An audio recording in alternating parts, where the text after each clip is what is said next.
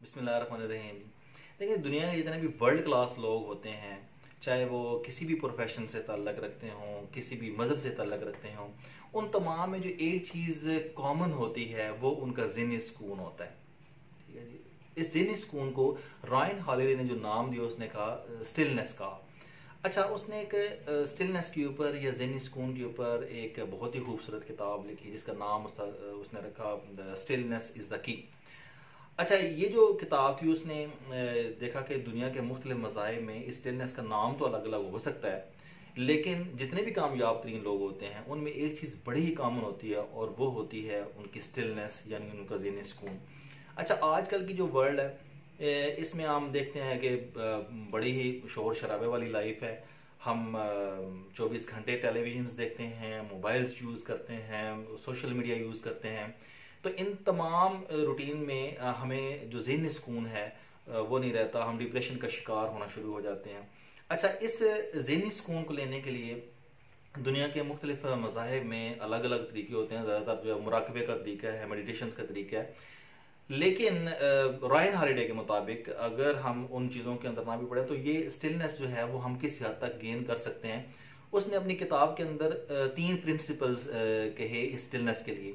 जो सबसे पहला उसने प्रिंसिपल बताया कि जिससे आप स्टिलनेस जो है वो गेन कर सकते हैं, उसने कहा कि मैनेज योर इनपुट्स।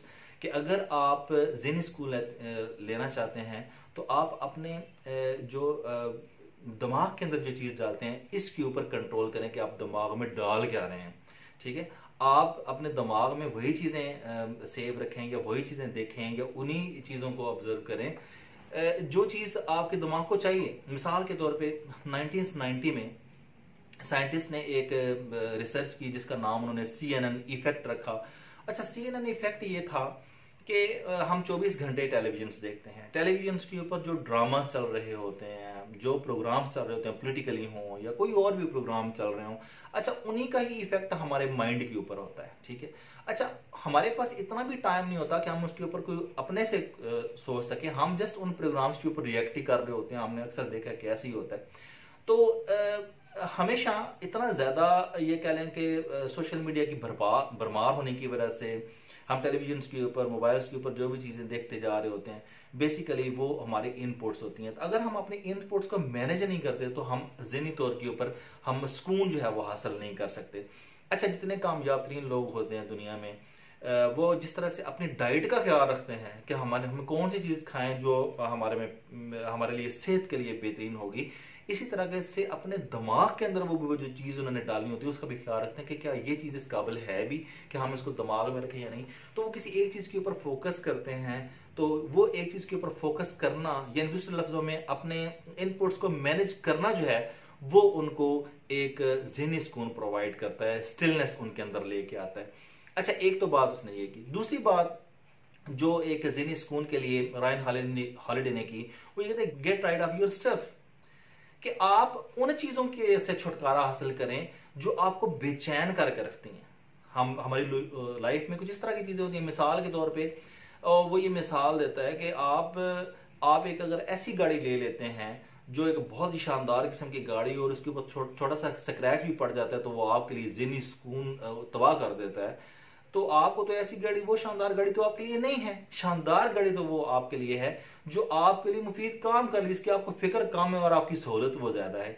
इसी तरीके से आप कपड़े भी वो चूज करें जिसका आपको ज्यादा ख्याल ना करना पड़े, बल्कि वो वाले चूज करें जिसमें आप अपने आप को कंफर्टेबल फील करते हैं। तो इस तरह से जिंदगी में बहुत सारी ऐसी चीजें होती हैं जो जिससे हम ज़हनी सुकून जो है वो हासिल कर सकते हैं, जहां पे हम आज़ाद रह सकते हैं। हम अपनी ज़रूरियात को कम करके सादगी अपना के हम अपने आप को ज़हनी सुकून में ला सकते हैं, स्टिलनेस की कंडीशन में ला सकते हैं। तो दुनिया के जितने भी समझदार तरीन लोग होते हैं असल में वो चीज़ों को अपना गुलाम बनाते हैं, वो चीज़ों के गुलाम नहीं हो जाते। तो इसलिए जो रायन हॉलिडे ने दूसरी बात की वो ये की कि आप अपने दिमाग को ऐसी चीजों से छुटकारा हासिल कर लें जो आपको सुकून में नहीं रहने देती। अच्छा, रायन हॉलिडे ने जो तीसरा प्रिंसिपल बताया ज़हनी सुकून के लिए, उसने कहा कि बिल्ड अ रूटीन। आप अपनी एक रूटीन बनाएं लाइफ की।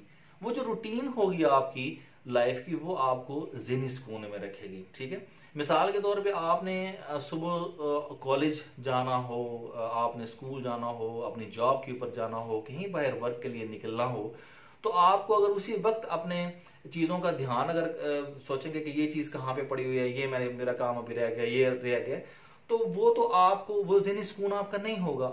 बजाय इसके कि आपकी पहले की एक रूटीन बनी हुई है, हर रोज़ आपने एक ही काम करना, तो आप अपनी रूटीन बना लें।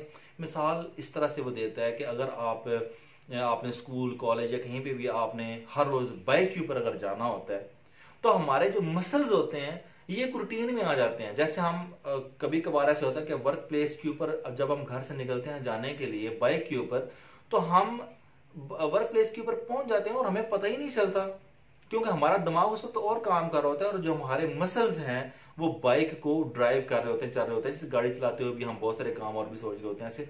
तो बेसिकली वो जो क्या होता है, वो हमारे मसल्स रूटीन में आ चुके होते हैं। तो हम अपनी अगर रूटीन को अगर ये मैनेज कर लें तो फिर भी काफी हद तक जो है वो स्टिलनेस आ सकती है, बजाय इसके कि हम उसी वक्त जो है वो रिएक्ट करें कि हम जो चीज़ हमारे सामने हम उसके ऊपर रिएक्ट करना शुरू कर दें।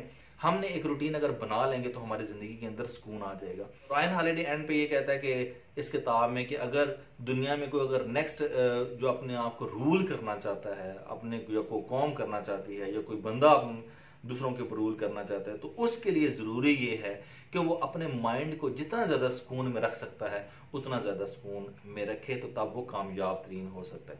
अच्छा, ये एक बेसिक छोटी सी इंफॉर्मेशन थी जो इस किताब में जो छोटा सा खुलासा जो मैंने आपके सामने रखा है। मुझे तो ये किताब बहुत अच्छी लगी, इसलिए मैंने आप तक ये बातें शेयर की।